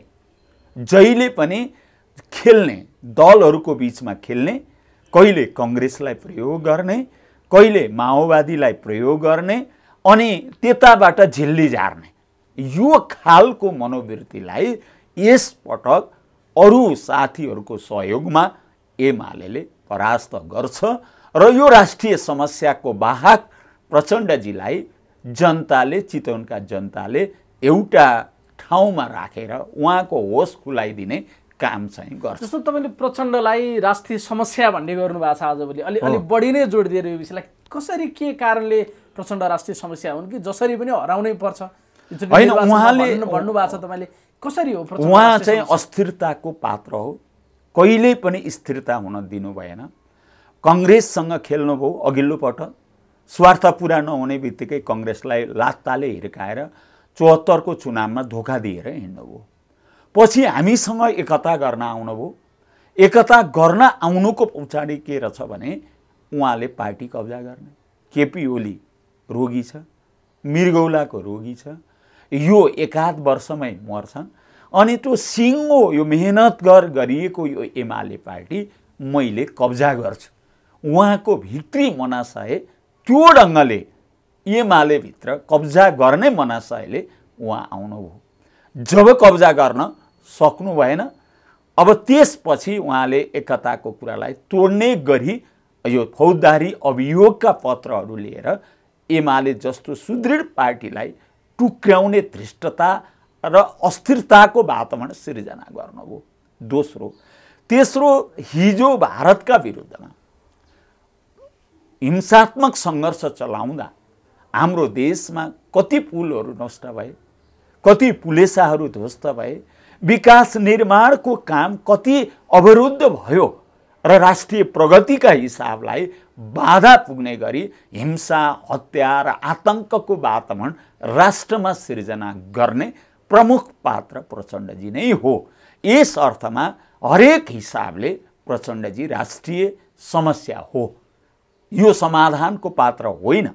जहिले पनि विपक्षीहरूमा खेल्ने, समस्या उपपार पार्ने, कार्यकर्ताहरूको जीवनसँग कुनै खेलबाड। चितवनका जनताका लागि त प्रचण्डले एकदम राम्रो गर्नुभएको छ। उहाँकी छोरी रेणु दाहाल मेयर हुनुहुन्छ, उहाँ यसै पनि लोकप्रिय हुनुहुँदो रहेछ भन्ने त देखा परिहाल्यो। जुन मतान्तरमा उहाँले निर्वाचन जित्नुभयो, तपाईँहरू विपक्षी भएर हराउन खोज्नु एकदम स्वाभाविक कुरा हो। के गर्नुभयो त? अस्ति माडी जानुभयो होइन, उहाँले के गर्नु जित्नुभयो होइन, उहाँले चितवनको लागि के गर्नु? जनताले अनुमोदन गरे नि होइन, चितवनको लागि के गर्नुभयो? मेरो लाइन लगाइरहनु भएको छ उहाँले। यसो गर्छु उसो गर्छु हरेक पटक अरू मन्त्री, अस्ति पनि वन मन्त्री अनि लिएर जानुभयो, डराइरहनु भएको छ उहाँहरू। प्रचण्डजीले आदेश दिएको हुँदै हुनुहुन्छ। उहाँले गएर के भन्नुभयो? माडीमा मैले आकाशे पुल हाल्छु भनेको थिएँ, हाल्न सकिनँ। माडीमा रिङ रोड बनाउन खोज्छु भनेको थिएँ, त्यो पुरा केपी नदिएको भन्नुहुन्छ नि त उहाँले। केपी ओलीले यहाँ विकास भयो भने प्रचण्डले जस पाउँछ भनेर केपी ओलीले रोकेको, मलाई काम गर्न दिनु भएन केपी ओलीले भन्नुभएको छ पटक पटक। के प्रचण्ड त्यो होइन, त्यति मात्र होइन, माडीलाई मडी बनाउँछु भनेर माडीमा गएर प्रचण्डलाई जिताउन भिख मागेको कसले हो? भिख मागेर प्रचण्डलाई जिताइयो। यो गुण बिर्सिने बैगुनी सबैभन्दा कृतज्ञ मान्छे नेपालको इतिहासमा प्रचण्ड हो। हजारौं मान्छे मरे, ती मरेका मान्छेहरूप्रति उहाँको कुनै संवेदनशीलता छ? जो लडाए ती आज कहाँ छन्? साउदी अरेबियामा, मलेसियामा। हिजोका लडाकुहरूको जीवन के छ? कुनै संवेदना छ? उनीहरूको जीवनप्रतिको कुनै जवाबदेहिता छ? उनीहरूको हितका निम्ति कुनै कदम चाल्नु भएको छ? त बाहिरबाट हेर्दा छोरी मेयर चकाचक उहाँले गरिरहनु हो, गर्नुभएको छ। चकाचक त के गर्नुभएको छ भने उहाँको त्यो पार्टी प्रचण्डको पारिवारिक पार्टी हो। उहाँका हेर्नु चितवन आउनुहोस् भन्ने पो छ त होइन। के छ तपाईँ भन्नु? देशव्यापी ब्ल्याकटप कुन पालिकामा भएको छैन? आज चितवनमा मात्र भएको छ? कहाँ भएको छैन? देशैव्यापी रूपमा जब हामीले स्थानीय रूपमा सरकारमा स्रोतको विन्यास गर्यौं अनि देशका धेरै भागहरूमा काम भएको छैन। त्योभन्दा फरक के हो? उहाँले घोषणा गरेको नारायणीको पुल भत्किने स्थिति छ। बन्यो पुल, बनाउनु भयो। 3वटा पुल बनाउँछु भनेर उहाँले घोषणा गर्नुभएको थियो नारायणीमा। त्यस्तो उत्पाद प्रचण्डकी छोरी मेयर भएर या प्रचण्ड त्यहाँ होइन गर्नुभयो त? केही भएको छ कि? तपाईँले यही भन्नु, तथ्यमा आधारित भएर भन्नुहोस् न। हुनुहुन्छ नि के छ? होइन, त्यही भने उहाँले घोषणा पत्रमा बोलेका कुरा कति पुरा गर्नुभयो भन्ने कुरा हेर्नु। नारायणी नदीमा 3वटा पुल हाल्छु भन्नुभएको थियो नवलपरासीसँग जोड्ने। बन्यो कुनै पुल? एउटा पुल बन्यो। प्लस 36 सालमा बनेको ग्यामन कम्पनीले बनाएको यो जुन पुल छ नारायणघाटको, हल्लिँदैछ, थर्किन्छ, कुन भाँसिने हो थाहा छैन। अहिले त्यो पुल भाँसियो भने, त्यो पुल भाँचियो भने नेपालको पूर्व पश्चिम लाइफ लाइन के हुन्छ? आज त्यसको विकल्पमा कुनै एउटा पुल बन्यो। 5 वर्ष त उहाँले राज गर्नुभयो नि। छोरी मेयर, बाउ यहाँ सत्ताको प्रमुख, केही बनाउनु भयो? थाल्नुभयो? माडीमा आकाशे पुलको हावादारी गफ दिनुभयो, गर्नुभयो? रिङ रोडको गफ गर्नुभयो, त्यो रिङ रोड भन्ने कहाँ छ? रिङ रोड शिलान्यास गर्दै हिँड्नुभयो, कहाँ छ रिङ रोड? रिङ रोडको मापदण्ड हुँदैन? रिङ रोडको कति मिटर चौडाइ कति हुन्छ, लम्बाइ कति हुन्छ, त्यसको डिपिआर कहाँ छ? अहिले कहाँ बन्या छ? कुनै त्यसको खाका छ? जनतामा भ्रम छरेर अनि नाटक त्यो त ओहोरदोहोर एकदम चलिरहेछ। शिलान्यास गर्नुभएको छ, त्यसैले त्यस्तो केही पनि केही भएको छैन। त्यस्तो खालको छैन। भएको छ भने केही ब्ल्याकटपहरू मान्छेहरूको अलिअलि कालो पत्र। त्यो हिजो विष्णु पौडेल, तपाईँलाई थाहा छ, अर्थमन्त्री हुँदा तराईका 20वटा सहरहरूमा सहरी वातावरणीय सुधार आयोजनाका कार्यक्रमहरू सञ्चालन गरेर 4 अरब रुपियाँ भरतपुर महानगरपालिकामा छुट्याइएको बजेट थियो। अहिले बनेको 6 लेनको जुन बाटो छ, केपी ओली प्रधानमन्त्री हुँदा छुट्याइएको बजेट हो। अहिले सिटी हल जुन बनिरहेछ त्यो केपी ओली प्रधानमन्त्री हुँदा छुट्याइएको बाटो हो। त्यस्तै गरी सहरी सडक लिङ्क रोडहरूको लागि अरबौं रुपियाँ केपी ओली प्रधानमन्त्री हुँदा छुट्याइएको बजेट हो। हामी चितवनवासी कार्यकर्ताहरूको दबाव प्रेसरबाट यी बजेटहरू छुट्टिएका हुन्। अनि के चकमा भयो, के नयाँ चिज आयो? आज एउटा बाटो काट्न नारायणघाटमा कुनै एउटा आकाशे पुल छैन। मान्छे यातायात साधन बाटो काट्न नसकेर एक्सिडेन्टमा परेर मरेका कैयौँ मान्छे मरिसके। त्यो स्थिति छ। नारायणीको पुलबाट मान्छे आम फाल्दै मर्या छ। त्यहाँ एउटा सामान्य तार जालीसम्म राख्ने काम गर्न सकिया छैन। अनि चकाचौध के भयो तपाईले सोधिदिनुहोस् न उतापट्टि। फेरि पनि गठबन्धनको बलमा निर्वाचित भएर आउँछु भनेर उहाँ लागिरहनु भएको छ। होइन, त्यो त लाग्नु कुरा त स्वाभाविक हो, तर तथ्यको आधारमा उहाँको नेतृत्वमा राष्ट्रले के पायो? तपाईले भन्नुभयो सिंगल प्रतिस्पर्धा गर्दा हामी पहिलो छौं, तर गठबन्धन गर्दा चाहिँ फेरि पनि प्रचण्डले चितवनबाट चुनाव जित्छन्। होइन, गठबन्धनलाई हामीले यसपटक परास्त गर्छौं। हामीले अन्य शक्तिहरू, प्रचण्ड विरोधी शक्तिहरू समेतको तालमेलबाट हामीले उहाँलाई यसपटक पराजित गर्छौं। गठबन्धन गरे पनि प्रचण्डलाई चितवनबाट योचोटि विदा गर्ने नै हो। गर्ने नै हो। तपाई आफैलाई पनि मान्छेले भन्छन् हिजो जुन एउटा तपाईको आफ्नै पनि विगत छ, स्थानीय तहको निर्वाचनमा जे खालको अन्याय भयो तपाईमाथि सबैले एक खालको सोलिडारिटी व्यक्त गर्छन्, तर पछि फेरि गर्लम्मै प्रचण्डलाई काँध हालेर हिँड्नुभयो, फेरि अहिले विरोध गर्नुहुन्छ भन्छन् नि कतिपय मान्छेले। तपाई आफ्नै सन्दर्भमा पनि अलि तितो खालको विगत छ। होइन, म के हो भने पार्टी निर्णयबाट मान्ने कार्यकर्ता हो। म हिजो चुनाव लडेको पार्टीको निर्णयमा हो, व्यक्तिगत स्वतन्त्रमा चुनाव लडे होइन। हिजो प्रचण्डलाई जिताउन पनि पार्टीको निर्णय, पार्टी एकता गर्ने कुरामा गएपछि बाध्य भएर म जे कुरा बोल्यो अनुशासित कार्यकर्ताको हैसियतले लागेको कुरा हो। आज हामी प्रचण्डजी राष्ट्रिय समस्याको रूपमा पार्टीले महसुस गरेका छ। अब त्यो महसुस गरेको कुरालाई व्यवहारिक ढङ्गले कार्यान्वित गर्न सबैभन्दा अग्रपङ्क्तिमा। तर देवी गेवालीलाई चाहिँ पिल्छाए, त्यहाँनिर अप्ठ्यारो पारे, एकदमै छोटो पिरियडमा त्यस्तो तिक्ततापूर्ण सम्बन्ध थियो, फेरि गर्लम्म अँगालो हालेर माला लगाएर सँगै कुम जोड्नुभयो तपाईँले। अहिले फेरि विरोध गर्नुहुन्छ, भोलि फेरि परिस्थिति बदलिएला, चुनाव अगाडि नै वाम गठबन्धन गर्ने स्थिति बन्यो भने फेरि प्रचण्ड जस्तो कोही नेता छैन भन्दै देवी गेवालीले हिँड्न पर्ने स्थिति त हुँदैन भन्ने प्रश्न क्या? होइन, अब यो इतिहास सधैँ एउटै घडीमा दोहोरिँदैन। इतिहासको पुनरावृत्ति सधैँ उस्तै ढङ्गले हुँदैन। त्यसैले यसपटक प्रचण्ड सहितको एकता हुँदैन, यो कुरा बुझ्नुहोस्। हामीले एकता, वाम एकता गर्नै परेछ भने पनि प्रचण्ड रहितको एकता हो, प्रचण्ड सहितको एकता होइन। त्यो स्थिति अब होइन, उहाँलाई शिक्षा, उहाँलाई सबक, एउटा विगतको तिक्तताबाट एउटा जुन खालको दुःख होइन, म कुनै बदलाको भावना, केही चिज त्यस्तो मनको होइन, म कुनै बदलाको भावना लिएर त्यो दुईटै कुरा ठिक हुन्छ र हिजो होइन, म कुनै बदला, सुन्नु न, त्यसमा पनि अलि तपाईलाई के कुरा भनौँ, म बदलाको भाव लिने मान्छे होइन। बदला मेरो चरित्र होइन। म प्रतिशोध मेरो चरित्र होइन। म प्रतिशोधमा पनि जान्न, बदलामा पनि जान्न। म राष्ट्रिय समस्याहरूलाई समाधान गर्नको निम्ति देशभरिको सबै लेफ्टहरूलाई एकत्रित गर्ने पार्टी एमाले हो। अब चौका चुम्का बालेर गुटको चुलो बाल्ने, फुटको खिचडी पकाउने, कुनामा बस्ने, दुनामा खाने चिन्तनलाई अन्त गर्नुपर्छ।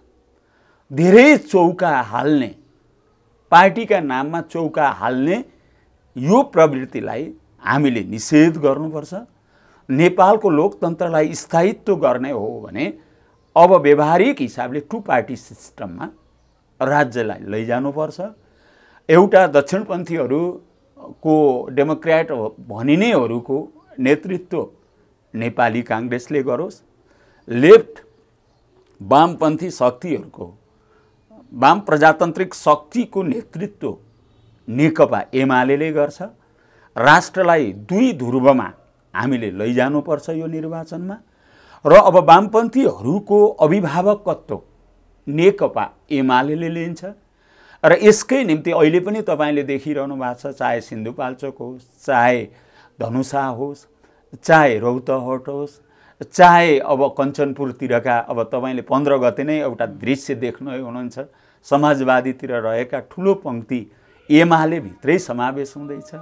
हिजो माओवादीमा रहनुभएका धर्मदत्त देवकोटाहरू यसैभित्र संलग्न हुनुभएको छ। जस्तो अब र त्यसैले अब के हुन्छ भने एमाले देश दुईटा पोलमा छ। एउटा दक्षिणपन्थीहरूको पोलको नेतृत्व शेरबहादुरजीले गर्नुभएको छ, अर्थात् नेपाली कांग्रेसले गरेका छ। वामपन्थी र परिवर्तनकामी देशभक्त प्रजातान्त्रिक शक्तिहरूको नेतृत्व एमाले गरेका छ र देशभक्त प्रजातान्त्रिक शक्तिहरू अन्ततः एमालेसँग गोलबन्द हुनुहुन्छ र यो पोलराइजेसनमा राष्ट्रलाई दुई ध्रुवमा लगेर लोकतान्त्रिक प्रणालीको स्थायित्वको निम्ति एमाले अगाडि बढ्छ। त अब केही समय अगाडि मात्र महाधिवेशन भयो, सबैभन्दा धेरै मत ल्याएर लोकप्रिय मतसहित तपाईँ केन्द्रीय सदस्यमा निर्वाचित हुनुभयो। अब निर्वाचन आयो, तपाईँको आफ्नै पनि आकाङ्क्षा होला नि, के प्रतिस्पर्धा गर्दै हुनुहुन्छ, कुन क्षेत्रबाट निर्वाचन लड्ने, के छ तपाईँको आफ्नो आन्तरिक तयारी, व्यक्तिगत तयारी? होइन, म चितवनमा कुनै निर्वाचन भनेर खास बेलामा खट्ने मान्छेलाई निर्वाचनको तयारी भन्नु पर्यो। जिन्दगी मैले पार्टीको सङ्गठन निर्माण, पार्टीको शक्ति वृद्धि जो अविछिन्न अविरल ढङ्गले लागिरहेको छु, अर्को थप तयारी के गर्नुपर्छ? निर्वाचन आयो भनेर त्यस्तो विशेष तयारी गरेर म यहाँ त्यहाँबाट भन्नुपर्ने त्यस्तो पनि केही छैन। त्यो कुनै अधिवेशनमा पनि त्यही गर्नुभयो, अरू सबै पदका लागि मारामार गरिरहँदाखेरि काम पहिलो भन्नुभयो, सबैभन्दा धेरै लोकप्रिय मतसहित तपाईँलाई प्रतिनिधिहरूले जिताउनु भयो। अहिले पनि के छ भने पार्टीको आवश्यकता मै मात्र भन्ने कुरा छैन, म पनि हुन सक्छु। म पनि पार्टीले पठायो भने म लड्छु, म इन्कार गर्दिनँ। तर अहिलेको आवश्यकता पार्टीलाई जिताउन हो। म बाहेक कुनै मान्छेहरूको मन खुम्चियो, मैले पाउँदा हाम्रो भोट डिभाइड भएर केही मान्छेहरू बाहिर रह्यो भने त्योभन्दा पार्टीलाई जिताउनको निम्ति कुर्बानी, थप कुर्बानी गर्नुपर्ने आवश्यकता रहेमा पनि म तयार छु। होइन पार्टीको आवश्यकताले त जानुपर्छ, त नै लड्नुपर्छ भने पनि म त्यसको निम्ति तयार छु। साह्रै सजिलो मान्छे हुनुभयो देवी गेवाली भन्छन् क्या कतिपय मान्छेले, यो क्षेत्रमा म हुनैपर्छ, म भएन भने यसो हुन्छ, मान्छेले त्यो खालको कुरा गर्छन् नि कतिपयले। यो गलत। देवी गेवाली साह्रै सजिलो भए पनि हुन्छ, नभए पनि हुन्छ, पार्टीले जे भन्छ त्यही भएर पनि तपाईँलाई अलिकति अप्ठ्यारो पार्छन्, बेला बेलामा यही मान्छेलाई हो पेल्ने भनेर पेल्छन् पनि भन्छन् क्या। कति सजिलो हुनुभएको क्या? होइन, सजिलो भन्दा नि आवश्यकता हो। तपाईँ यो पार्टी बनाएको सांसद हुनलाई हो, तपाईँ यो पार्टीमा लागेको मन्त्री हुनलाई मात्रै हो कि हामी पार्टीमा संसदमा दियो त हामीले संसदको एउटा सङ्घर्षको माध्यमबाट जनमत सृजना गरी हाम्रा कार्यक्रम लागू गरेर राष्ट्रिय समृद्धिता प्राप्त गर्ने, राष्ट्रिय स्वाधीनतालाई सुदृढ गर्ने यो लक्ष्यको निम्ति पार्टी बनाएको हो नि। हामी मन्त्री खानको लागि पार्टी बनाएको हो, हामी सांसद बन्नको लागि पार्टी निर्माण गरेका हो। कतिपयको लक्ष्य मन्त्री बन्ने मात्रै होला, कतिपयको लक्ष्य सांसद बन्नु मात्रै होला, तर यी त टुल्स मात्रै हो। यदि हामी मन्त्री बनेर, हामी सांसद बनेर राष्ट्रले परिवर्तन पाएन भने त्यो मन्त्रीको के अर्थ छ, त्यो सांसदको के अर्थ छ? अर्थ त यस मानेमा छ कि हाम्रा नीति, कार्यक्रम, सिद्धान्त लिएर गरिब नेपालीको स्थितिको अनुहार परिवर्तन गर्न हाम्रा नीति कति प्रभावकारी हुन्छ, हाम्रो दलको भूमिका कति प्रभावकारी हुन्छ, अहिलेको आवश्यकता यो। त्यसैले व्यक्ति बन्ने कुरासँग, व्यक्तिगत महत्त्वाकांक्षासँग दलमा पार्टीलाई प्रयोग गर्ने कुरालाई म पार्टीलाई टुल्स बनाउने, पार्टीलाई प्रयोग गरेर व्यक्तिगत स्वार्थ साधना गर्ने जो मनोवृत्ति छ, त्यो मनोवृत्तिका विरुद्ध सङ्घर्ष गर्नुपर्छ। त्यो तपाईँको मान्यता मानौँ, तर पनि त्यहाँ त्यो भूगोलमा रहेर हेर्दाखेरि चाहिँ यो क्षेत्रबाट उम्मेदवारी भएदेखि चाहिँ म आउँछु भन्ने त्यस्तो कहीँ न कहीँ कुनामा होइन त्यस्तो केही पनि छैन। अहिले चितवनका आफ्नो 2 नम्बर क्षेत्र हो होइन, त्यसरी हेर्दाखेरि अब 2 नम्बर क्षेत्रबाट उम्मेदवार बन्दै हुनुहुन्छ देवी गेवाली भनेर बुझ्ने कि या 3मै प्रचण्डसँग प्रतिस्पर्धा गर्न पनि तयार छु, 1मा जान पनि तयार छु, या अन्त पनि तयार छु कि के हो त? अब मूलत जनताले कुरा गरौँ न। मूलत जनताले, चितवनका जनताले देवी गेवाली 1मा होइन 2 र 3मा बढी केन्द्रित छ। त्यहाँको पार्टी निर्माणको काममा सघन हुन त 1मा पनि काम गरेको छ, तर हिजो महानगरको चुनाव निर्वाचन क्षेत्र 1 र 2 र 3मा थियो। अहिले मेरो घर भएको क्षेत्र 2मा पर्छ, तर पार्टी निर्माण, विकास, विस्तार जहाँ कमजोर छ देवी गेवाली त्यहीँ गएर खट्नुपर्छ भन्ने मान्यता बनाएकै कारणले मलाई 2 र 3का साथीहरूले आइदियो हुँदो भन्ने अपेक्षा गर्नु कुरालाई अस्वाभाविक मान्नु भएन। तर म मात्रै योग्य छु, म मात्रै प्रमुख हुँ, म मात्रै चुनाव लड्नुपर्छ, अरू साथीहरूको भूमिका छैन, म कहिल्यै यो कुरा ठान्दिनँ। यो कलेक्टिभ ओरको पार्टी 3बाट प्रचण्डसँग प्रतिस्पर्धा गर्न पर्यो भने पनि देवी गेवाली तयार हुनुहुन्छ? होइन, पार्टीले जा गर भन्यो भने म सदैव तयार छु। अब अन्तिममा अलिकति विधेयक अघि तपाईँले कुरा गर्नुभयो, यसलाई फेरि एमाले चुनावी मसला बनाउँदैछ भन्ने अहिले गाउँमै त्यो खालको छ, त्यसै हो गर्न खोजेको? एउटा मसला त चाहियो नि अब निर्वाचनमा जानलाई। नाकाबन्दी बेच्यो, यो छोडी नागरिकता बेच्दैछ एमाले इस्यु बनाउँदैछ भन्छन् क्या। यो कस्तो मानसिकता हो म बुझ्दैन। राष्ट्रियता जस्तो सवाल यो मसलाको कुरा हुन्छ? देशको नागरिकता नीति कस्तो लिने, हाम्रो जस्तो देशमा अपनाउने नागरिकता नीति कस्तो हुने भन्ने कुरा, कुनै पनि देशको नागरिकता नीति सम्बन्धित देशको भूगोल, त्यहाँको जनसङ्ख्या, त्यहाँको छिमेकीहरूको अवस्था, भूभौगोलिक बनावट, जातीय सम्मिश्रण, धार्मिक जस्ता धेरै पक्षहरूले देशको नागरिकता नीति तय गर्ने कुरामा क्यानाडा विशाल राष्ट्र छ, उसलाई उसको जनसङ्ख्याले तत्कालिक आवश्यकता अनुसारको कामदार पुगेका छैन। त्यसैले अहिले उसले संसारका विभिन्न देशका योग्य र दक्ष मान्छेहरूलाई आफूमा काममा प्रवेश गराउँदै एउटा खास क्राइटेरियाबाट नागरिकता प्रदान गर्छ। अमेरिका जस्तो देशले संसारका विभिन्न देशहरूबाट डीबी प्रोग्रामबाट विविध देशका नागरिकहरूलाई आफ्नो देशको नागरिक बनाएर डीबी प्रोग्राम मार्फत लैजान्छ र नागरिकता प्रदान गर्छ। अस्ट्रेलिया तपाईलाई थाहा छ एउटा सिङ्गै महादेश, एउटा कन्ट्री हो हैन, जस्तो छ अब न्युजिल्यान्ड लगायत केही साना देशहरू पनि छन्, तथापि बहुसङ्ख्यक भूभाग अस्ट्रेलियामै छ। 10% कोस्टल एरियामा मात्रै त्यहाँको जनसङ्ख्या सीमित छ र उनीहरूको आवश्यकताको लागि थप जनशक्ति विदेशबाट लिनुपर्ने आवश्यकता उनीहरूलाई छ। तसर्थ उनीहरूले नागरिकता नीतिमा कहिले खुकुलो गर्छन्, कहिले टाइट गर्छन्, लाँदाखेरि पनि खास योग्यता र दक्षता भएका मान्छेहरूलाई दिनुपर्छ भन्ने मापदण्डका आधारमा उनीहरूले आफूलाई लैजान्छ। हाम्रो देशमा एकदमै बृहत बहस गर्न सकिन्छ। ठीक छ, म यसैमा भन्छु, लुज गर्ने कि अलिकति टाइट गर्ने कि त्यो विषय हुन्छ हो। त्यसैले यो नीतिमा यसमा चाहिँ अलि सामान्य ढङ्गले हेर्दाखेरि चाहिँ हिजो तपाईको पार्टीको अध्यक्ष प्रधानमन्त्री हुँदाखेरि अध्यादेशमा आएका विषय र अहिले विधेयकमा आएका विषयमा केही पनि फरक देखिँदैन। होइन, मेरो भनाइ अध्यादेश र विधेयक अनि मेरो यही तर्क गर्ने साथीहरु हेर्दाखेरि त सबै चीजहरु त्यही छ। अनि यति धेरै अब मेरो प्रश्न यसमा छ, ठीक छ, कहाँनिर छ भने के यसमा मेरो त्यही केपी ओलीले ल्याएको कुरामा सीएम थियो भने किन फिर्ता गर्नु पर्यो? त्यो केपी ओलीले ल्याएको नागरिकता विधेयकलाई ड्रप गरेर त्यसलाई खारेज गर्नुपर्ने आवश्यकता किन परेको त? अध्यादेश त केपी ओलीले ल्याएको अध्यादेश त अहिले भएको विधेयकमा के फरक छ र? होइन, किन फिर्ता गर्नु पर्यो? एउटै थियो भने त्यसलाई कन्टिन्युटी गर्दा के हुन्थ्यो त? अनि फिर्ता गर्नुपर्ने कारण त केही होला नि। नम्बर 1। नम्बर 2, छलफलको क्रममा केपी ओलीले प्रस्तुत गरेको विधेयकको संसदमा 2 वर्षभन्दा बढी छलफल भयो। त्यो छलफलको क्रममा सबैभन्दा चर्को वैवाहिक अङ्गीकृतको कुरा उठ्यो। उठिसकेपछि त्यो सवाललाई संसदले बहुमतको आधारमा सरकारलाई एड्रेस गर्नुपर्छ भनेर सुझाव दियो। त्यसमा हामी सबैको सहमति रह्यो। रहिसकेको कुरालाई एड्रेस किन नगरेको? त्रुटिपूर्ण भयो, अपूर्ण भयो।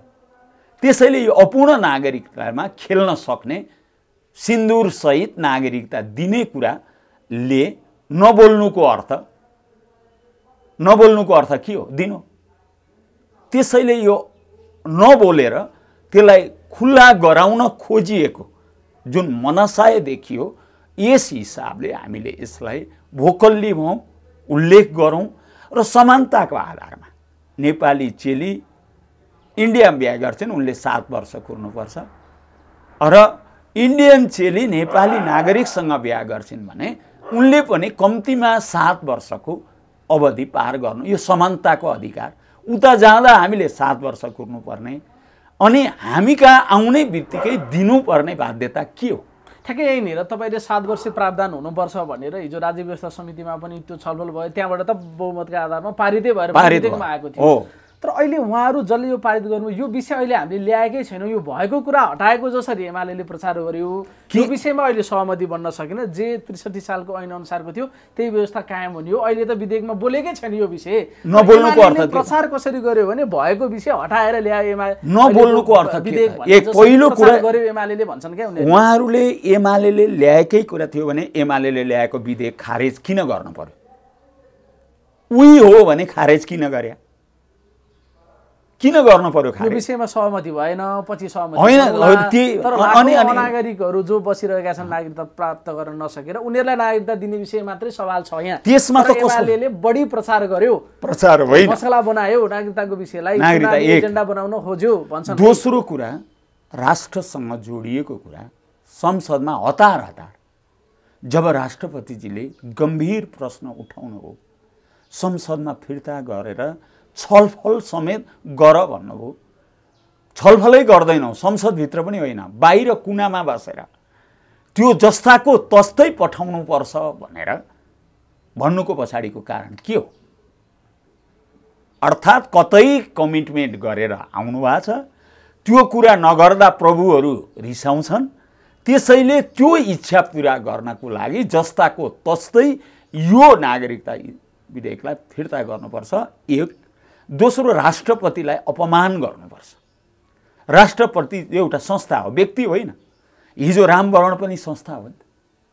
राष्ट्र प्रमुखले विचार गर भनेसम्म त्योसम्म विचारै नगरी, छलफलसम्म नगरी यो ढङ्गले धृष्टतापूर्ण ढङ्गले जुन कोसिस गरिएको छ, यसले हाम्रो लोकतन्त्रलाई, हाम्रो प्रजातन्त्रलाई, हाम्रो सम्मानित संस्थाहरूलाई अपमानित गर्ने जुन धृष्टता गरियो, यस इस्युलाई हामीले जनताको बीचमा सञ्चार गर्न चाहन्छौँ। यो कुनै भोट साट्न होइन, राष्ट्रप्रतिको जवाबदेहिता। यो देशको जस्तो चीनको जनसङ्ख्या 1 अरब 40 करोड छ, भारतको जनसङ्ख्या 1 अरब 30 करोड छ। भारतको जनसङ्ख्याको 1% नेपालमा छिर्यो भने के हुन्छ? तर नेपालको सिङ्गो जनसङ्ख्या इन्डियामा प्रवेश गर्यो भने त्यहाँ तात्विक केही अन्तर हुँदैन। चाइना, नेपालको जनसङ्ख्या सिङ्गै चाइनामा विलय भयो भने चाइनाको संरचनामा, राजनीतिक संरचनामा त्यसको तात्विक कुनै अन्तर हुँदैन। तर हाम्रो जस्तो देशमा यो नागरिकताको नीति कमजोर भयो भने हाम्रो राष्ट्रिय अस्मितामाथि, जनसङ्ख्यामाथि ठुलो असर गर्छ। यहाँलाई थाहा छ, जसरी सिक्किम 2031 सालमा जनमत संसदको भोटिङबाट भारतमा विलय गराइयो।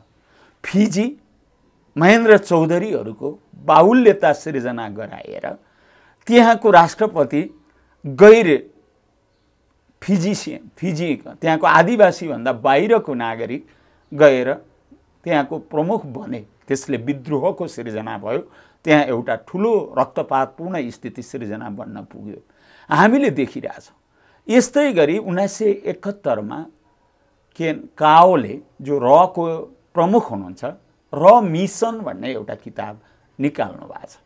उहाँले इन्दिरा डक्ट्रिनको हिसाबले सिक्किम, भुटान, नेपाल लगायतका भूभागहरूलाई भारतमा मिलाउने जुन मनसाय त्यहाँभित्र छ र त्यसैमै जनसङ्ख्या नीतिको परिवर्तनद्वारा भारतीय पक्षको बाहुल्यता सृजना गरी कालान्तरमा नेपालको जनमत उनीहरूको इच्छा अनुरूप सञ्चालित गर्ने भित्री मनसाय लुकेको आभास हुन्छ। तसर्थ यस्तो स्थिति देख्दा देख्दै हामीले नागरिकता नीतिमा लुज गर्न सक्दैन, लुज गर्नु हुँदैन। हाम्रो राष्ट्रियता सार्वभौमिकताको हिसाबले पनि हाम्रो नागरिकता नीति तुलनात्मक रूपले अरू देशको ठुला राष्ट्रहरूको जस्तो खुकुलो बन्न सक्दैन भन्ने प्रिन्सिपलका आधारमा हामी अगाडि बढ्नुपर्छ। जस्तो अब यहीँनिर तपाईँहरू राष्ट्रपतिको पनि अपमान भयो, व्यक्ति होइन, राष्ट्रपति भनेको त संस्था हो। जसरी उहाँले संसदमा धेरै गम्भीर विषयहरू छन् राष्ट्रपतिले उठान गर्नुभएको, त्यसमा केही विचार विमर्श पनि नगरी अझ गठबन्धनका नाममा बाहिर छलफल गरेर निर्णय गरेर खालि संसदमा औपचारिकताको लागि मात्र पठाइयो भन्ने तपाईँहरूको कोण छ। उहाँहरू चाहिँ एमालेकरण हुनुभयो, राष्ट्रपति नै एमालेलाई सपोर्ट हुने गरी यस्ता कदमहरू चालिरहनु भएको छ। अझ अहिले त बढी सक्रियता उहाँले जनाइरहनु भएको छ, देखाइरहनु भएको छ। कहिले सेनालाई बोलाएको छ, पूर्व जर्नलहरूलाई बोलाएको छ, कहिले कसलाई बोलाएको छ। अलिकति कार्यकारी जस्तो राष्ट्रपतिले भूमिका देखाइरहनु भएको छ। यस्तो परिकल्पना होइन संविधानको, अलिकति दायरा माथि जाँदै हुनुहुन्छ, यसलाई हामीले निकै गम्भीरतापूर्वक लिइरहेछौँ भन्ने सरकारको विषयमा यो मत रहेको छ र सरकार र राष्ट्रपतिको बिचमा पनि केही न केही शक्तिको टसलहरू देखिरहेछ। यसलाई के भन्नुहुन्छ? राष्ट्रपति ऐपछि सामान्य स्थितिमा बोल्नु अलिकति सक्रियता त बढी होइन। यो कहिले कहिले गम्भीर इस्यु भयो। यो राष्ट्रिय सार्वभौमिकतासँग, राष्ट्रिय अस्मितासँग, राष्ट्रको भविष्यको सवालसँग जोडिएको इस्यु भएको हुनाले राष्ट्रपति यसमा संवेदनशील हुनु कुरा स्वाभाविक हो। उहाँले केवल सेना मात्र होइन, कानुनविदहरू, देशका लब्ध प्रतिष्ठित व्यक्तित्वहरू, विभिन्न क्षेत्रमा ख्याति प्राप्त व्यक्तिहरूसँगको राय, परामर्श, सुझाव लिने कुरालाई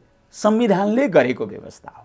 यो कुरा विगत रामवरणले पनि विभिन्न सभामा विभिन्न व्यक्तिहरूलाई भेटघाट गर्नुहुन्थ्यो। अन्त सेना देखाएर सरकार तर्साउँदै हुनुहुन्छ राष्ट्रपति? होइन, सेना देखाउनु पर्ने त्यस्तो कुरा होइन। राष्ट्रको एउटा अङ्ग हो सेना। देशको रक्षामा, सार्वभौमिकताको रक्षामा, राष्ट्रिय स्वाधीनतामा सेनाको महत्त्वपूर्ण भूमिका हुन्छ। यस्तो नीतिका सन्दर्भमा सेनाको एउटाका सुझावहरू लिने, उहाँहरूको विचार लिने, परामर्श गर्ने कुरालाई अस्वाभाविक ढङ्गले चर्चा गर्नु भएन। आफैमा सेनाको परमाधिपति हुनुहुन्छ ल, यसलाई पनि स्वाभाविक हुनु। तर फेरि अर्को एउटा कार्ड चाहिँ फेरि पनि अब संविधानले गरेको व्यवस्था अनुसार दोस्रो पटक पारित भएर गएको विषयलाई राष्ट्रपतिले प्रमाणीकरण गर्नै पर्छ भन्ने देखिन्छ। तर अहिले हेर्दाखेरि चाहिँ फेरि पनि प्रमाणीकरण नगर्ने मुडमा हुनुहुन्छ राष्ट्रपति। उहाँ आफैले पनि त्यो खालको एउटा अपमान महसुस पनि गर्नुभएको छ र यसलाई चाहिँ अलिकति देशको हितका हिसाबमा हेर्दाखेरि पनि यसलाई प्रमाणीकरण गर्ने पक्षमा राष्ट्रपति हुनुहुन्न भन्ने ढङ्गले त्यो खालको सन्देश सम्प्रेषण भइरहेको छ। र कतै कतै राजीनामा दिएर जाँदै हुनुहुन्छ कि घर नै पनि रङरुगन हुन थालिसक्यो रे भन्ने खालका कुरा पनि आइरहेछ। यसमा यसले फेरि अर्को एउटा परिस्थितिमा देश लाँदैछ भन्ने देखिन्छ। के भन्नुहुन्छ? कमरेड मदन भण्डारी नेपालको राष्ट्रवादी आन्दोलनको शिखर व्यक्तित्व हुनुहुन्थ्यो। देशभक्तिपूर्ण आन्दोलन, राष्ट्रिय स्वाधीनताका निम्ति मदन भण्डारीले खेलेको भूमिका हामी सबैको लागि थाहा छ। र विद्या र सम्माननीय राष्ट्रपतिज्यू, उहाँको पारिवारिक, उहाँको विरासत धान्ने एउटा व्यक्तित्व समेत हो।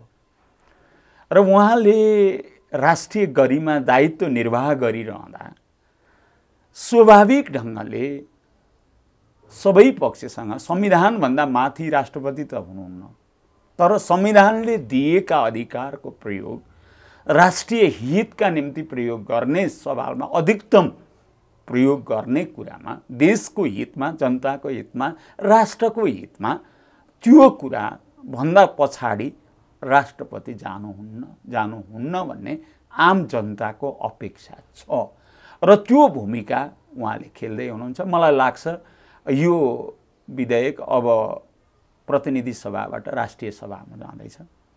राष्ट्रिय सभामा पनि छलफल 12 गते पछि नै छलफल हुन्छ। मलाई लाग्छ यो पछिल्ला संवेदनशीलतालाई हेरेर मलाई लाग्छ आजभोलि शेरबहादुरजी पनि के हामी अलि बल मिच्याइ गऱ्यौँ क्यारे, हामीले चाहिँ अलिकति बढी नै गऱ्यौँ क्यारे भन्ने फिलिङ उहाँहरूभित्र पनि जाग्दै गरेको पछिल्ला अभिव्यक्तिहरूले देख्दैछु मैले। र अर्को राष्ट्रिय सभाको सवालमा मलाई लाग्छ यो सवालमा रिथिङ्क गर्ने गरी पुनर्विचार गर्ने गरी एउटा बाटो त अझै राष्ट्रपतिमा जानुभन्दा अगाडि गर्न सक्छ, त्यसले सुधार गर्न सक्छ एउटा पाटो रह्यो छ। त्यो पाटो पनि राष्ट्रिय सभाको अध्यक्ष पनि तपाईहरुकै जो पार्टीबाट जानुभएको उहाँले चाहिँ 2 महिनासम्म होल्ड गर्नुहुन्छ कि के त्यहाँ एउटा पाटो रहला। तर त्यहाँबाट राष्ट्रपतिकोमा गइसकेपछि एउटा सिनियर लिडर हुनुहुन्छ तपाईँ पार्टीको, देवी गेवालीले सुझाव दिनु पर्यो भने राष्ट्रपतिलाई प्रमाणीकरण गर्नु, संविधानले जे दिएको छ त्यही गर्नुहोस् या यसमा अरू फरक ढङ्गले पनि सोच्नुहोस् भनेर तपाईँको व्यक्तिगत सुझाव चाहिँ के हुन्छ? मेरो कुरा के छ भने मलाई लाग्छ यो राष्ट्रपतिका जुन सुझाव प्रतिनिधि सभाले सम्बोधन नगरे पनि राष्ट्रिय सभा त्यस्तै इस्युमा गम्भीर विषयको लागि कतिपय प्रतिनिधि सभाले ध्यान नपुर्याएकै कुरामा ध्यान पुर्याउनु पर्छ भनेर नै संविधानको मकसद हो नि त हाम्रो। त्यसले ध्यान पुर्याउँछ र राष्ट्रपतिजीले थप विचार गर्नुपर्ने स्थिति नआउला भन्ने एउटा अपेक्षा मैले पहिलो कुरा यो अपेक्षा गर्छु, नम्बर 1। दोस्रो, हाम्रो लागि पार्टी दल भन्दा माथि राष्ट्र हो। राष्ट्र गम्भीर सङ्कटमा पर्ने स्थिति उत्पन्न भएमा राष्ट्रिय हितका निम्ति राष्ट्रपतिज्यूले गर्न सकिने अधिकतम तहको राष्ट्र हितको रक्षार्थ कामहरू गर्नुपर्छ भन्ने मेरो सुझाव। त्यसलाई अलिकति मूर्त रूपमा भन्दा के राजीनामा प्रमाणीकरण गर्नुभन्दा बरु राजीनामा दिएर बाहिरिनु भन्ने नै हो तपाईँको सुझाव? होइन, म राष्ट्रपतिजीलाई त्यो राजीनामाको बाटोतिर लाग्ने स्थितिमा जानु हुँदैन। अझै पनि उहाँको मेहनत, उहाँले उठाएका सवालमा उहाँले अब छिट्टै नै राजनीतिक दलका सबै नेताहरूलाई पुनः भेट्नुपर्छ, प्रधानमन्त्रीलाई भेट्नुपर्छ, अरू दलका नेताहरूलाई पनि भेट्नुपर्छ। तपाईहरूले जुन खालको कुरा गर्नुभएको छ यो राष्ट्रिय हितमा छ, विचार गर्नुहोस् भनेर उहाँहरूले नै ड्रप गर्ने फेरि फिर्ता मगाउन त माउँछ नि त। उहाँले गरे पनि हामीले यसलाई चाहिँ अहिले अगाडि बढाउँदै मनसाय कुनै न कुनै रूपमा यो राष्ट्रिय सभाबाटै यो विषय समाधान होस्, फेरि राष्ट्रपतिसम्म नपुगोस् भन्ने पक्षको धारणा तपाईँको रह्यो? मेरो छ। हस्, साह्रै महत्त्वपूर्ण समय दिनुभयो यहाँलाई। यो समय र संवादका लागि धेरै धेरै धन्यवाद। हजुर, यहाँको लोकप्रिय समाचार माध्यमबाट मलाई मेरा भावनाहरू व्यक्त गर्ने अवसर प्रदान गर्नुभएकोमा यहाँको परिवार, सञ्चार परिवारलाई हार्दिक धन्यवाद। धेरै धेरै धन्यवाद।